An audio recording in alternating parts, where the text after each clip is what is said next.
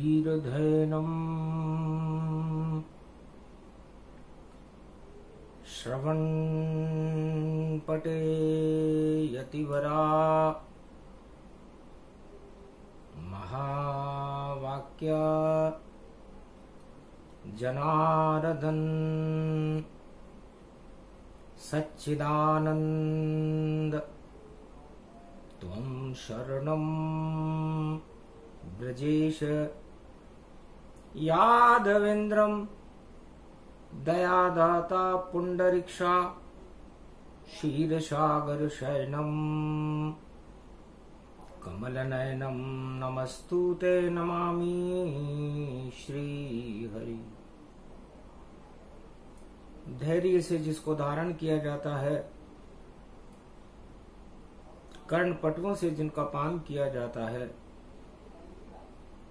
ऐसे सच्चिदानंद भगवान श्री यादवेंद्र सरकार को मैं नित्य ही चिंतन करता हूँ, नमन करता हूँ। जिनको नमन करने से मंगलादि मंगल तो हो ही जाते हैं, साथ ही में बहुत बड़ा बल मिलता है मनुष्य। वाणी ब्रह्माणी करो, वाणी पर नितवास, राम कथा वर्णन करूं पूर्ण कर्मा आस। राम रामेति रामेति रमे रामे मनोरमे, सहस्त्र नाम तत्वतुल्य राम नाम वरानने। रामचंद्राय नम, राम भद्राय नम, राम रामाय नम, राम शिवाय नमो नमः। श्री रामेश्वरम शरणम शरणम, ओम कुमारिका क्षेत्राय नमः। राम बड़ा इस जगत में और बड़ा नहीं कोई, जिसके पास में राम जी उसका मंगल होए। भगवान शंकर उमा जी को राम शक्ति का रसास्वादन करा रहे थे। रामचरितमानस विमल और देती है ये ज्ञान, जिसके पास में राम जी उसके पास भगवान। भगवान शंकर ने कहा, उमा जी आपके पास क्या है? यह प्रश्न सुनकर उमा जी भौचक की रह गई। मेरे पिता हिमाचल राजा, पूरे त्रिलोक में जिनका डंका बाजा। मेरे पिता है मेरे पास, मेरी माता है, हिमाचल पुत्री हूं मैं, पूरे त्रिलोक में उनका नाम है। किसकी कृपा से नाम है और कौन वह शक्ति जान, जिसके कारण आपके पिता और बने मृत्यु लोक में महान। क्या आप बता सकती हो कि आपके पिता का नाम किसकी कृपा से शोभायमान है? फिर उमा भौचक रह गई सुनकर शिव की बात। राम कथा में आप और ये कथा कहाँ प्रगटात? आप क्या समझाना चाहते हैं भगवान प्राणनाथ भोले त्रिपुरारी? और राम कथा में सुनु व्यथा हटे हमारी। राम कथा सुनने से है सुमुखी पार्वती सभी व्यथाएं हट जाती हैं। तो राम जगत में और त्रिलोक में सबसे बड़ा है नाम, जिसके पास नहीं राम जी उसके बिगड़ जाए काम। तो जिसके पास राम नहीं उसके सारे काम बिगड़ जाते हैं, और जिसके पास राम है उस राम कृपा से ऐसी कोई वस्तु नहीं मृत्युलोक के माय, जो राम कृपा से मिलती नहीं और राम न दे तर पाए। ऐसी कोई संसार में वस्तु ही नहीं जो राम कृपा से न मिले। रामावतार की कथा कहूं, मन में तरंग उठती भारी। और राम तो पूर्ण ब्रह्म है जगत के, और सुंदर अर्धांगनी सीता प्यारी, नारी रूप गति सीता माता, और राम ब्रह्म जगत विख्याता। राम सिया दोनों जोड़ी, जुगल जोरी गति जान, और पूरी रामचरित मानस में इनका ही है ज्ञान। ये रामचरित्र क्या है और ये राम कौन है और राम की कृपा को कैसे प्राप्त किया जाता है। रामावतार का वह प्रसंग जो किसी ने आज तलक सुनाया नहीं, और राम की शक्ति को ब्रह्मवेताओं ने आज तक देखो चारों युगों में समझाया नहीं। तो आज ये वाणी सुनाए, राम की शक्ति को प्रगटाते हैं। और कलयुग की महाशिवरात्रि है जेठ मास की, तो शिव ये ज्ञान बताते हैं। तो राम न किसी का पुत्र है, राम न किसी का पिता है, राम न किसी का भाई है, राम न किसी का बंधु है, राम न किसी का कुछ भी नहीं है। राम तो निराकार ज्योति स्वरूप पूर्ण ब्रह्म है, 12 कला के अवतार हैं।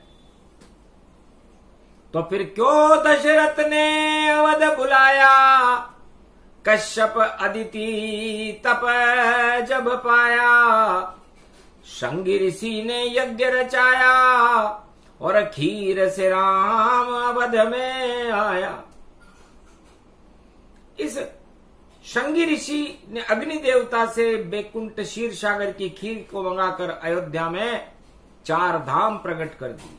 राम लगन भरत शत्रुघ्न 4 धाम गति पाया, तब जाकर के नारायण और राम बन के यहां आया।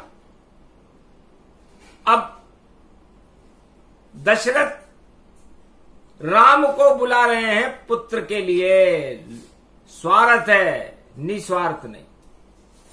तो सुर नर मुनि जन सब की रीति, और स्वार्थ लाग करे सब प्रीति।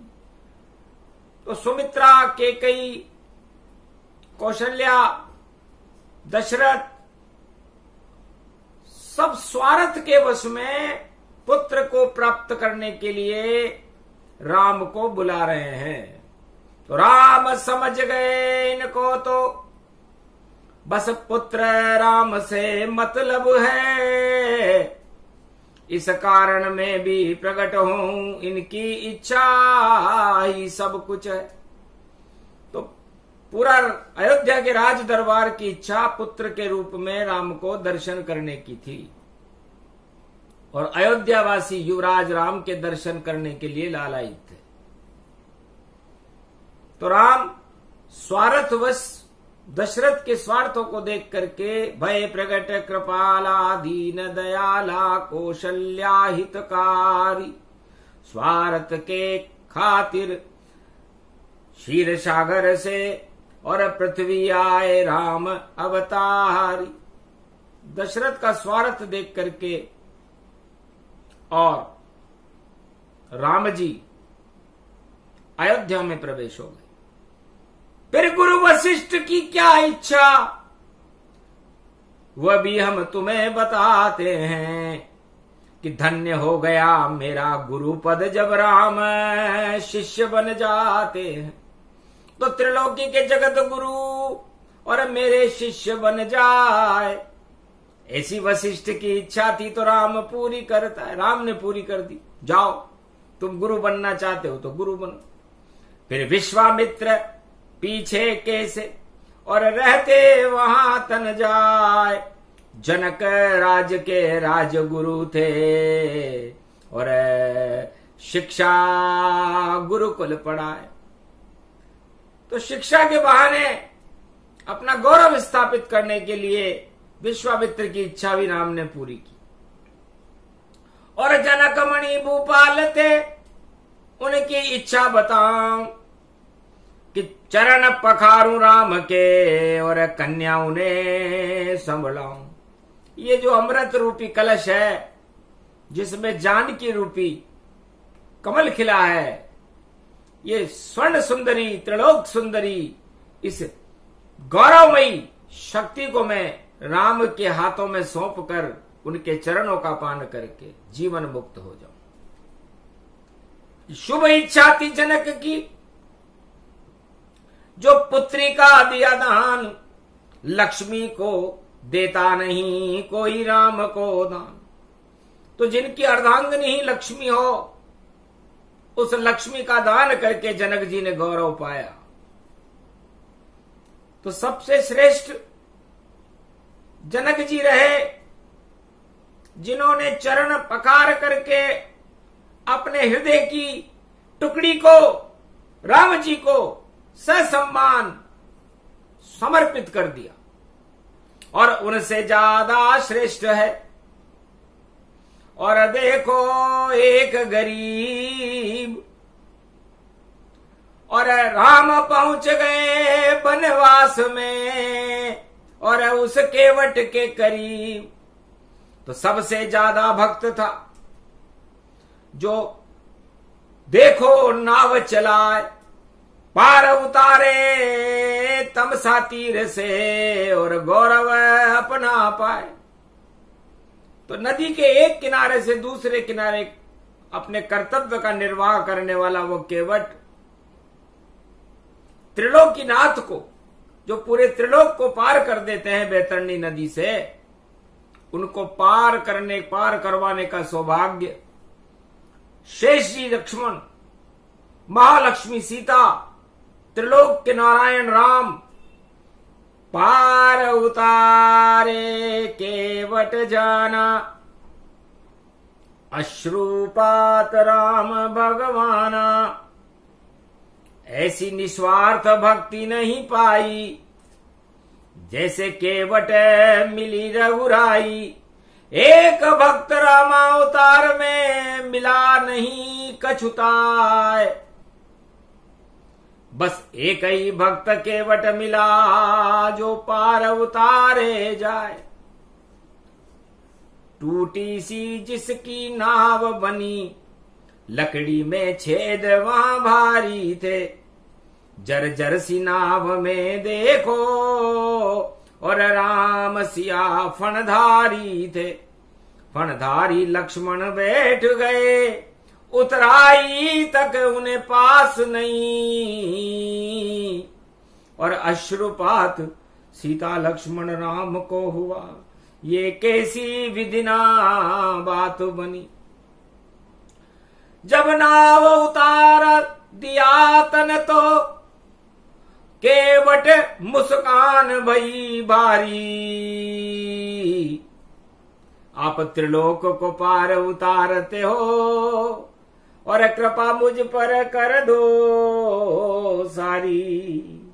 ये चरण आपके मैं धो लूं, बस इतनी सी इच्छा मेरी। मुझ पे भी कृपा करो त्रिलोकीनाथ, ये छवि आप लगती प्यारी। तब सकुचाए से राम चरण और पांव कटोटे डाल दिए। उस केवट भक्त ने प्रेम श्रद्धा से और राम के चरण पखार लिए। सीता माता के दर्शन कर लक्ष्मण दर्शन सौभाग्य मिला। बस एक ही भक्त मिला भगवान राम को, और भक्ति का उसमें कमल खिला। हर्षित हो गए श्री रामचंद्र और कृपा हाथ तब रखा दिया। केवट की भक्ति सबसे बड़ी, सारी शक्ति राम को पान किया। राम की सारी शक्ति की चरणारविंद का पान निस्वार्थ भाव से यदि रामावतार में किसी ने किया तो है सुमुखी पार्वती, वो केवट है। जो वट ओट देख रहा था, वृक्षों को देख रहा था, चंद्रमा को देख रहा था, सूर्य को देख रहा था, नदी को देख रहा था, नालों को देख रहा था, सर्दी गर्मी और बरसात को देख रहा था, पूरे त्रिलोक को देख रहा, लेकिन कोई इच्छा चढ़ी नहीं, चढ़ा नहीं कोई रंग। और राम कृपा उसको मिली और देखो रूप अनंग। ऐसे केवट पूरे रामावतार में एक ही भक्त है। केवट प्रेम अश्रुगति जाना, और ऐसा प्रेम कहीं देखा न माना। उमा से बोले शिव जी, मुझ में नहीं ऐसा प्रेम, राम मेरे भी इष्ट देव हैं, पर ये सौभाग्य मुझे नहीं दे, ये सौभाग्य मुझे भी नहीं मिला। रामचरितमानस का गुणगान करने का सौभाग्य तो मुझे अरबों बार मिला, लेकिन ऐसी भक्ति, केवट जैसी भक्ति इस पूरे रामचरितमानस में, रामावतार में मैंने कहीं नहीं देखी। सबसे ज्यादा गरीब था और केवल नाव चलाता था, और रामचंद्र से गले मिले उनके चरण पखार पी जाता था। एक ही भक्त और पुण्य देख कर मैं भी रह गया दंग। धन्य धन्य केवट पर चढ़े राम के रंग। ऐसा रंग यदि रामावतार में किसी पर चढ़ा निस्वार्थ तो वो केवट था। केवट का कहां तक करूं गुणगान, जब राम ने दी उतराई उसे, सीता जी ने अपनी मुद्रिका खोली और हाथ में केवट को पकड़ाई उसे। हाथ जोड़ विनती करूं करी, केवट ने नहीं चहूं उतराई, और मेरी पत्नी भी जनकपुरी की मैं नहीं लेऊं मुद्रिका माई, क्योंकि मेरी धर्म पत्नी भी और जनकपुरी गति जान। अरे संकट में आप आए हो यहां पर, और मैं नहीं लेऊं कोई दान, मैं उतरा ही नहीं चाहता। सब कुछ मुद्रिका वापस दीनी, और अंगूठी केवट नहीं लीनी। 14 पीढ़ी तार दी रामचंद्र रघुनाथ। एक ही भक्त केवट मिला, जिसके सारी शक्ति राम रघुनाथ। जंगल में जिनके पास कुछ नहीं था, देने को उतराई नहीं थी, भगवान राम ने अपनी सारी शक्ति उस केवट को दे दी। शिव को न मिली, दशरथ को न मिली, नहीं कौशल्या के कई सुमित्रा मिली, और राजा जनक को भी नहीं मिली वह भक्ति केवट आज मिली। तो उमा जन्मदिन शबरी जाना, और भक्ति प्रसंग कहे शिव भगवाना। शबरी का जन्मदिन है, और मैं शबर करने वाली भक्तों का गुणगान कर रहा हूं। तो 2 ही भक्तों में सबर था, और सबर नहीं कोई। एक भक्त केवट मिला, जो तमसा तट पर होए। एक नारी उनको मिली, और जिसका जन्मदिन आज, और उस शबरी की भक्ति का और करता हूं मैं नाद सियावर रामचंद्र शंकर। मातंग ऋषि के आश्रम पर और सबरी झाड़ू बुआरा लगाती थी, और बोलना उसे कुछ नहीं आता था, वह राम को आम बताती थी, लक्ष्मण को लाम बताती थी, और लाम जी पुकारती थी। इतनी अज्ञानी शबरी थी, पर प्रेम से राम बुलाती थी। तो सीधे चले अब मातंग आश्रम, और जन्म दिवस गति जान। शबरी का जन्मदिन था, और मातंग ऋषि ने कह रखा था, शबरी भक्ति सबर से मिलती है, और तेरा नाम मैंने शबरी रखा है, क्योंकि वचन दिया मातंग ने, और यहीं मिलेंगे राम। इच्छा करती रहना रोज तू, और लाना जो चाहे फलता, जो उनको तुम खिलाना चाहे रोज लेकर के आ जाना। साफ सफाई रखना। तो मेल तुम्हारे धोलो सबरी, और मातंग तुम्हें बताते हैं, और 4 वेद शेषास 18 पुराण रामचरित मानस शबरी तुझको नहीं सुनाते हैं, क्योंकि ज्ञान से मिलने में तो और अरबों वर्ष लग जाए, पर प्रेम से राम जी 2 पल में ही और तुझसे मिलने आए पूरा त्रिलोक छोड़कर। और राजताज को छोड़ मातंग ऋषि के आश्रम में शबरी से मिलने आएंगे, लगाते दौड़ दौड़ लगाते हुए तुझसे मिलने आएंगे। ये मैं ध्यान में देख रहा हूं। शबरी तो समझी नहीं, झाड़ू बुआरा करती रहे तू, साफ सफाई कर लेना, और 10 इंद्री में शबरी तू और राम नाम को भर लेना। जन्म दिवन जिस दिन तेरा और सोमवार को आवेगा, चाहे द्वापर सतयुग कलयुग त्रेता, पर तुझ राम अवश्य मिलावेगा। तो जेठ मास की महाशिवरात्रि और शिव की कृपा दिखाती है, और पंचवटी पंपापुर छोड़ा, अब मातंग ऋषि के आश्रम राम छवि आती है। तो राम छवि आने लगी धीरे धीरे ताय, मातंग ऋषि तो अंतर ध्यान हो गए, और शबरी राम हर्षाय राम नाम में लीन थी शबरी।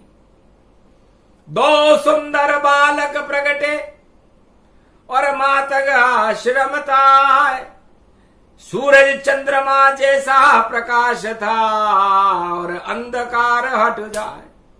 शबरी बूढ़ी हो गई और धुंधली धुंधली देख, आंखों में वह ज्योति नहीं थी, पर दिव्य ज्योति प्रगटे, दिव्य प्रकाश ज्ञान चक्षु उसकी आंखों में प्रकट हुआ। 2 तारे देखे सूर्य चंद्र, क्या सचमुच ही धरती आ गए, ये आज क्या सब हो रहा, मुझको मातंग नहीं समझा गए। करी दंडवत कीन प्रणामा, धन्य धन्य बालक गति नाम। कौन हो आप, कहां से आए, और मातंग ऋषि आश्रम क्यों आए। पहले बैठो फटिक शिला पर, और कुछ तो करो जलपान, मुझे ज्ञान कुछ भी नहीं, नहीं मुझे कोई ध्यान, पर लगता है भगवान आप ही आज पधारे, और मेरे भाग जग गए आज जो राम लखन गति धारे। तब शबरी से कहा, हम अयोध्या के युवराज हैं, मेरा नाम राम है, मेरे भाई का नाम लक्ष्मण है, और हम इस वन में भटकते भटकते जंगल की ओर जा रहे हैं। क्या है नाम तुम्हारा माता। तब बोली शबरी सकुचाता, मैं तो भिलनी यहां पर झाड़ू बुहार लगाऊं, और राम दरस में बैठी है, जब मिले तो सुख पाऊं। हर्षित हो गए राम जी, ये राम को जानती नहीं, और बुढ़ी हो गई, और राम के दर्शन करने के लिए आस लगाए बैठी।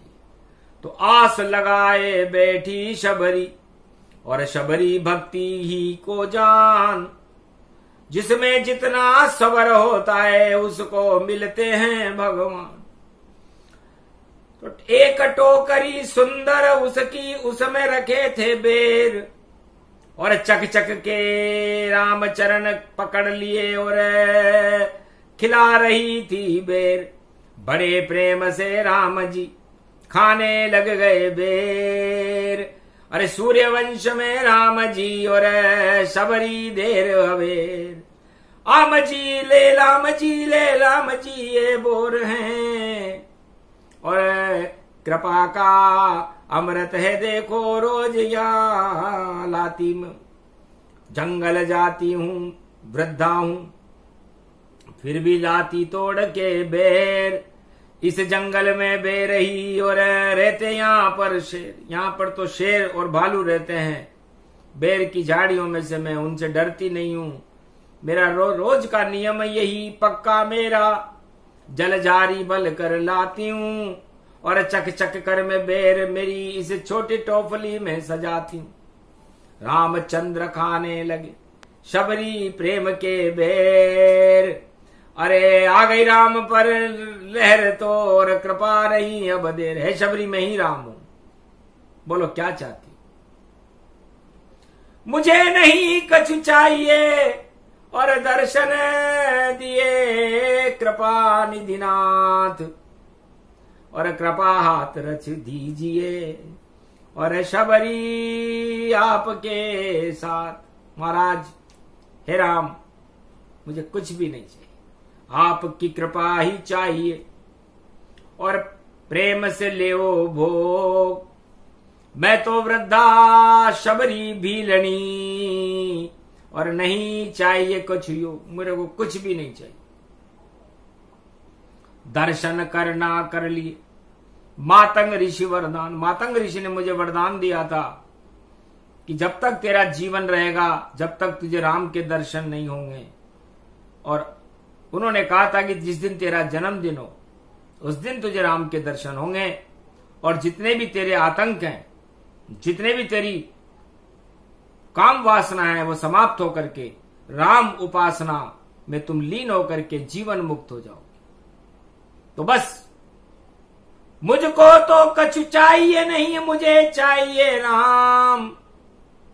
बस राम मिल गए सामने मुझको पूरा हो गया काम। भगवान शंकर ने कहा उमा जी केवट से भी ज्यादा भक्त शबरी हमें मिली, जिसने राम जी के दर्शन करने के बाद उनको बैर खिला दिए, भोग खिला दिया, लेकिन लिया दिया कुछ भी नहीं, बस शरण राम की जान। ऐसी भक्ति रूप है शबरी, ये शबरी का ज्ञान। जन्म दिवस शबरी का इसलिए कथा सुनाए। अरे जो भी सुने इस कथा को उसे राम कृपा मिल जाए। तो राम कृपा दिलवानी थी और केवट शबरी कथा सुनानी थी। बाकी तो सब स्वार्थ थे जो रामचरित गुण गानी थी। शबरी के उस बेर को और लक्ष्मण खाए न जान, फेंक दिया चुपचाप तो राम क्रोध गतिमान। राम को पता चल गया कि जिस प्रेम और श्रद्धा से शबरी ने लक्ष्मण जी को जो बेर खिलाया उसने उस बेर से ही बेर कर लिया। तो बेर से बेर भयो भारी, जब राम को कोप भयो भारी। वो बेर फेंक दियो लक्ष्मण ने, जो पहुंचो पर्वत गतिधारी। संजीवनी बूटी बेर बन्यो, जब देर बन्यो तुझे खानो पड़े। जब वीर घातनी लगे लक्ष्मण तो हनुमान को संजीवनी लानी पड़े और सुखेन वेद को बुलान पड़े। बस तुझको बेर ये खाना पड़े, निश्चित खाना पड़े तुझे बेर। तब जीवन ज्योति जगाना पड़े, तब जीवन ज्योति जले तेरी, फिर से तू शेर बन जावेगा। तेरे बेर खाने में देर करी, इस कारण थोड़ा दुख पावेगा। भगवान राम की अंतर्गति को न देवता जान सके, न शिव जान सके, न ब्रह्मा जान सके, न लक्ष्मण जान सके, न शबरी जान सकी। लेकिन आगे आगे सब जब रामायण का सार, तब देखना तुम क्या क्या होगा और देखो आगे विचार। तो भक्ति बड़ी शबरी को और मिला राम वरदान। जो भी नाम तेरा लेगा उसका हो कल्याण। केवट नाम जो भी जपे और मिले राम वरदान। दो ही भक्त इस रामायण में और बाकी नहीं कोई जान। ये दो भक्त हैं, ये मनुष्य रूप में है और एक पक्षी है जो आगे पंपापुर में जब सुग्रीव लोभ से और राम को मित्र बनावेगा। हनुमान कृपा उस पर होगी तो राज तिलक हो जावेगा। और बाली मारा जावेगा। और पंचवटी में गिद्ध राम से मिला।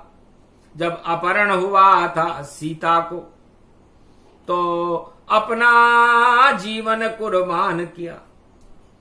पक्षी राजों में सबसे बड़ा पक्षी गिद्धराज है।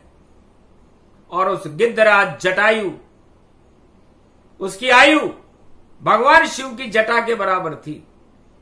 जितनी लंबी जटा है शिव की उतनी उसकी आयु।